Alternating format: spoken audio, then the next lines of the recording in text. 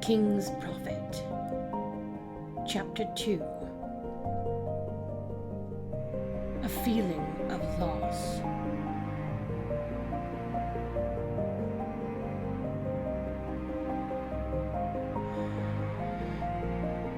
He slept for the rest of the day, tucked against Blitz's chest, clutching the fabric of his jacket tightly even in his sleep. When he woke again, it was late in the afternoon, and Blitz had fallen asleep with his head tilted back against the couch. "Oh, darling," Stolas whispered. He sat up slowly so as not to wake him, shifting off of his lap and attempting to rearrange the man so that he might prevent future neck pain by laying him down onto his back. Then he laid a blanket over him and tiptoed away toward the kitchen. The counters had some crumbs and the mugs from their tea set in the sink, so he set about cleaning up as quietly as he could. He caught himself attempting to use his magic without any forethought 3 times in the first 10 minutes of his cleaning up, and each time it reminded him of the dull pain throughout his body. He wondered if that was normal. Pain after having your magic removed. He'd never heard of someone suffering that way, but then he'd never heard about anyone again once their magic had been removed. Of course, he wasn't the first person to have been banished from the Ars Goetia, and he would hardly be the last one. But once you were gone, you were gone. No one spoke to the banished. No one acknowledged them at all, let alone for long enough to hear about the side effects. As for the lucky few who were let back in after their allotted banishment time, well, they did not speak of it. Still, it was interesting in a painful sort of way. It was like part of him was gone, not something that had been in him. He felt as though there was something truly missing. He shut his eyes and squeezed the rag in his hand as he thought back to the trial. The feeling of his magic being pulled from his body is not one he would easily forget. He could find no apt comparison, nothing to simplify the physical feeling of his life force being sucked from him, and yet at the end continuing to live. He felt empty, both emotionally and physically. Though he was sure that wouldn't last. Not without his prescription. He shook his head and moved on from the counters to the mugs, searching for a sponge and soap. No, he was quite sure without his happy pills, within the next few days, he would be feeling far from empty for long. He remembered what he'd been like before he started taking them, though it was a long time ago now. Before Via had even been conceived, he'd been given them. Stella had disliked his intense aversion to her physical advances. She spoke to the doctors without him at first, and asked them to help him feel more comfortable with her affections, so that they might produce an heir in a timely manner. But he'd taken them ever since. Honestly, probably he'd overtaken them. The bottle was not too specific about how many one should consume, so he'd always just sort of played it by ear based on his general mood or the stress of the week. He'd asked what the rush was. They were only 17, and he didn't understand why they'd needed a child so soon after the wedding. Now he was 35, with a 17-year-old daughter, and he couldn't imagine forcing her to become a parent within the year. It baffled him that his own father had thought it to be a good idea at all. A pair of miserable children just a month into a marriage neither of them wanted, having a hatchling to raise. Though he supposed they never intended for he or Stella to actually raise Octavia the way he had. No, he guessed he was meant to hand her off to his butler, perhaps hire a nanny to raise her, train her in the proper ways of the Goetia just as he had been. He'd never even known what he was missing, really, until he was older and began to realize just how much he didn't know. Sure, he knew the name of each constellation, and he knew just how to care for his plants. He read quite a lot. He did so love words, after all, so he knew things. But he didn't know life. He didn't know people the way he should. He didn't know how to talk to others, or how to express his feelings in a reasonable manner. He was always 0 or 100, feeling nothing or feeling everything all at once, and no matter which one he allowed to emerge, it always scared away the people around him. He set the mugs in the drying rack and turned around. Blitz was still fast asleep, and he could see that the sun was heading towards setting. It was probably close to 5 o'clock, and he was ready to go right back to sleep. Perhaps he could just sleep for a few hours more. Blitz wouldn't mind, surely. He said he wasn't being a burden. He'd said he was welcome, and he'd cleaned up the kitchen, so he had probably earned some more sleep. Right? He tiptoed back over to the oversized beanbag chair in the corner and settled himself down on it slowly. He tucked his legs up under himself and laid his head on his arms so that he was as small as he could be, and let himself fall asleep almost immediately, only glancing over at Blitz before letting his eyes slide shut.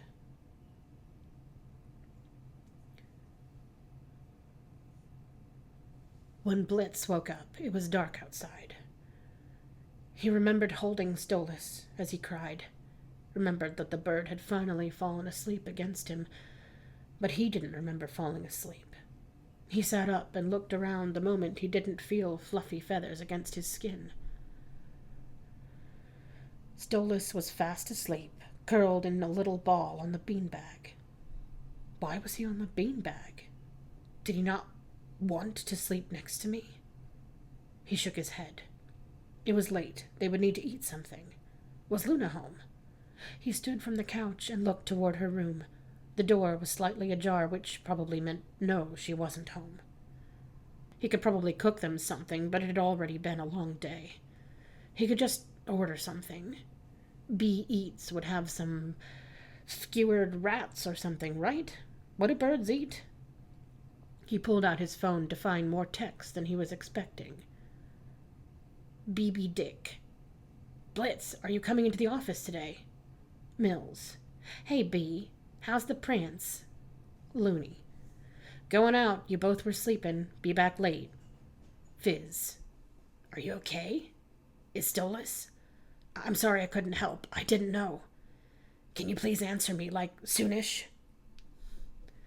His phone started buzzing again, and he cursed quietly before stepping outside to the balcony in silence. He was an assassin, after all.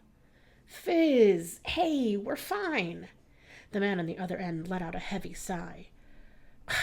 Thanks for leaving me hanging all day, asshole. Hey, I was busy. He sighed and glanced back to Stolas' sleeping form. Sorry, Fizz. No, it's fine. I was just worried. You're good? Princey is good? He did finally look peaceful in his sleep, at least. Not really. I mean, I'm fine, but Stolas, he's less than fine. Yeah, I guess that was a stupid question. But you... I just said I was fine, Fizz. You almost got your head chopped off yesterday. He scoffed and rolled his eyes. Chill, I didn't, though, and I literally kill people for a living. I almost die all the time. That doesn't actually make it better, you know. But you're deflecting, so I'll drop it for now. Ha! Joke's on you, 'cause I don't know what that word means. The voice on the other end sighed. I'm sorry. Well, I guess I'm not sorry, but what I mean is, I'm sorry that Ozzy didn't help more. We've talked about it a lot, and well, it doesn't matter. The point is, he regrets not saying more to help you, and he's sorry, but there wasn't... Fizz, we're all good. What was Oz gonna do? Fight the other literal deadly sins for one stupid imp that he doesn't even really like? Well, yeah, Blitz laughed. I guess I wanted him to do something more. I care about you, Blitz. You're important to me. Blitz smiled, a light blush filling his cheeks.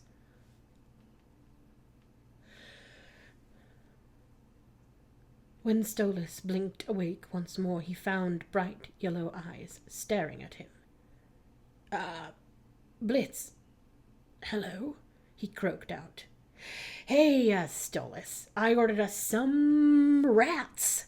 Got 'em grilled from this little place down the street. Kinda on the pricey side, but I figured after the day you've had, you deserve it. Stolas blinked a few times at him. He certainly was full of energy tonight. Right. Well, thank you. What time is it? No, it's like 10. Well, I suppose it would be good to eat something. Great! I'll go warm 'em up. Then he was off to the kitchen faster than Stolas could even process. Rats had never been a favorite of his. Via had always liked them, though. Via, who wanted absolutely nothing to do with him, it seems. He felt his stomach turn, and he let his eyes slide shut in an effort to fight the nausea. When he opened them again, Blitz was once again right in front of him, now with a plate of rats on skewers. His distaste for the offered meal must have shown on his face, because Blitz sighed and took a step back. Look, I know it's not like fancy rich people fucking vole or some shit, but Stolas, you haven't eaten in over a day. You didn't have anything today at all. So please, just have some? Right. He sighed and sat up. He tucked his legs underneath himself and took the offered plate. He took a small bite and forced a smile to Blitz, who was sitting upon the couch, literally watching him eat. He really didn't want to eat these. He didn't want to eat anything at all, not with the way his stomach was roiling. But he forced himself to eat half of the rat before he handed the plate back to Blitz and covered his mouth with his hand. I'm sorry, Blitz. I can't. But Blitz just shook his head. Don't be sorry. You did good. He stood and put the plate back into the fridge, then returned to the couch. Listen, there's no rush, okay? I just want... He rubbed a hand over his face before continuing. You gave up a lot for me, and I know that, okay? So just let me take care of you, okay? Stolas shook his head. You're trying to make up for what you think was some kind of heroic act, but Blitz, you already have. He rubbed his hands together. I saved you, yes, but I didn't do it to manipulate you or anything other than... It was the right thing. It was the only thing to do. And today you saved me, so whatever you think, whatever balance you feel you need to restore, it's been restored. You don't need to take care of me. Stolas watched as Blitz's face contorted, changing from confused to hurt, then back to determined. But what if I want to take care of you? He did not understand. Why was this happening? What did he want him to say? What am I supposed to say? Stoles, you aren't supposed to say anything. Had he said that out loud? He did not mean to say that out loud. There is no wrong thing to say here. I care about you. And I want to show you that. I want to help you, and I can't fix these problems with Via. I can't magically... I can't just get all your stuff back, your house, your money, your magic. But I can feed you. I can hold you when you're upset about the billion things you've got to be upset about. So just let me. Please." Silence filled up the room. He felt like he was drowning in it. It wasn't the peaceful kind of silence. Not the kind you sink into and settle down.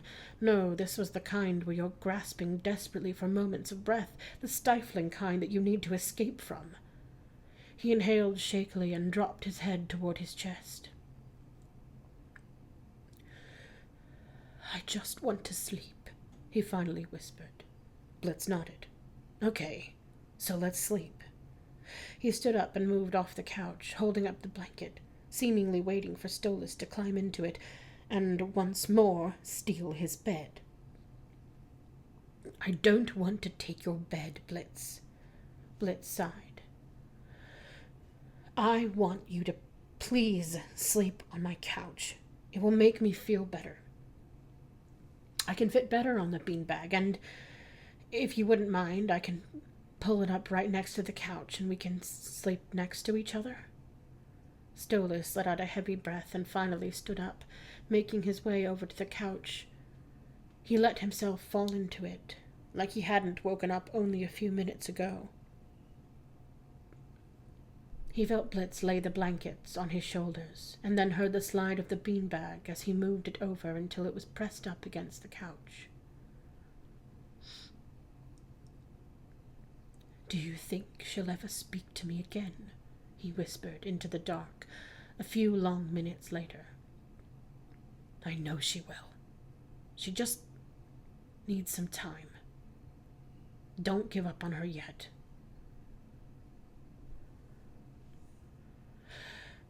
Stolas thought he knew what it felt like to feel bad. That was until he woke up on day 4 of having not taken his antidepressants, at least.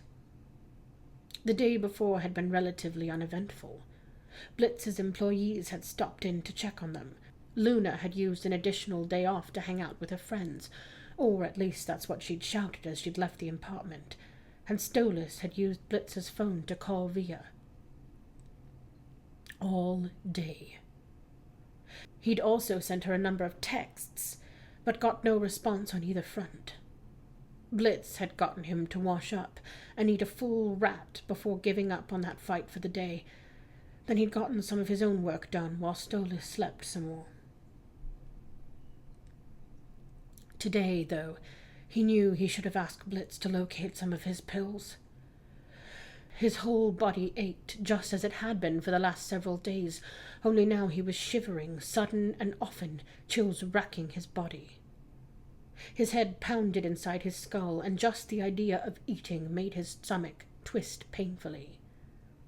He groaned louder than he intended as he shifted on the couch.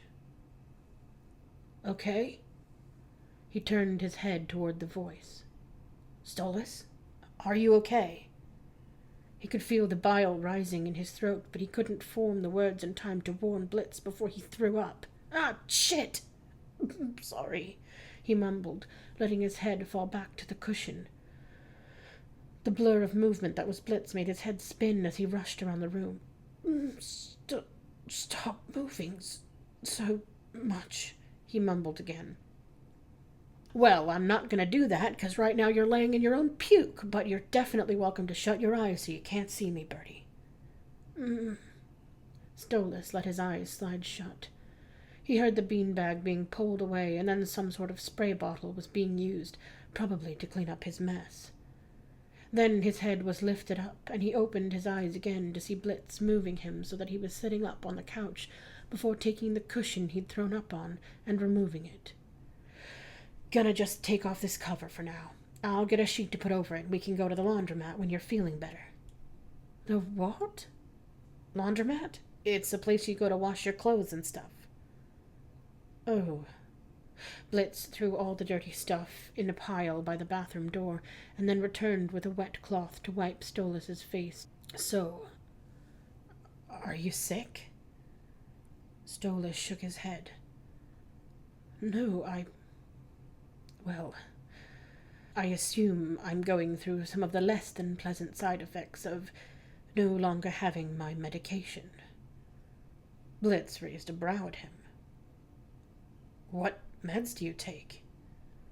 Stolas sighed. He'd hoped not to let Blitz know about his happy pills, just as he'd never told Via about them either.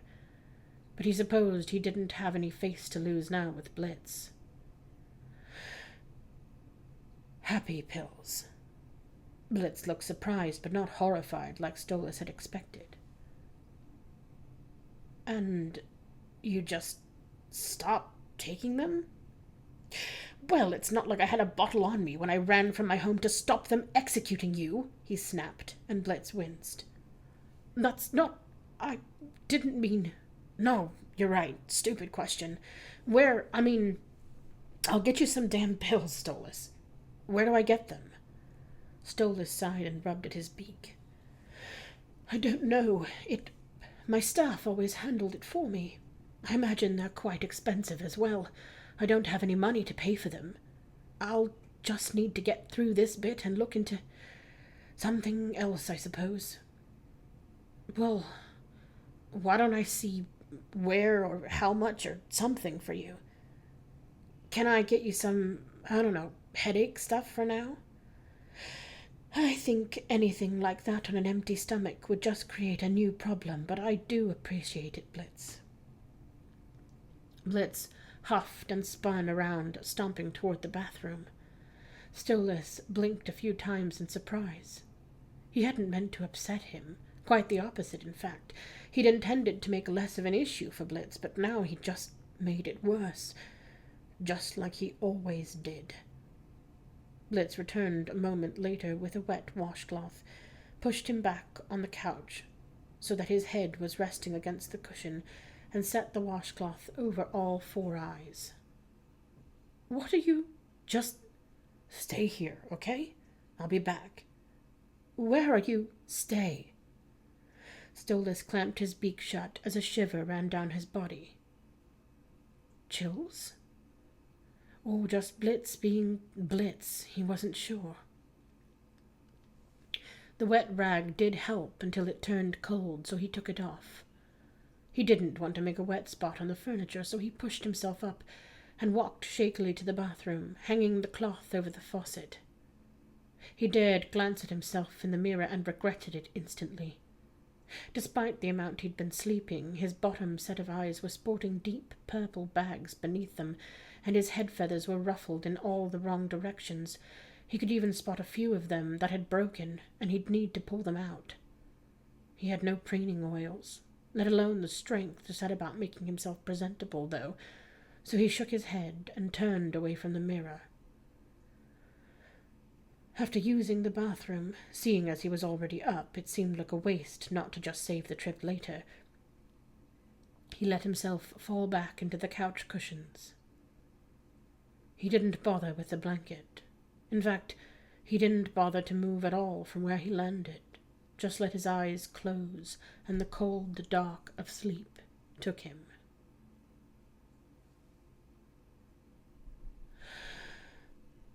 The world around him was bright red. Everything was alight with bright red fire. The room was hot. Was it a room? It felt more like a vast emptiness, and yet enclosed and suffocating. He couldn't actually see any walls or windows or doors, just black, nothingness, and red fire. It wasn't hellfire. It couldn't hurt him. Or maybe it could now. Could he be hurt like a normal hellborn? Could he be hurt like a human? He reached out toward the fire, and it spit at him. You never loved Mother, and you don't love me. You love him. He pulled his hand back, but it wasn't burned. He spun around and reached for a different spot. He couldn't be bothered to keep his promise, and now he can't be bothered to come and get me himself. He'd rather spend his time just screaming at my mum. Why does he hate her more than he loves me? When had she said that? Via?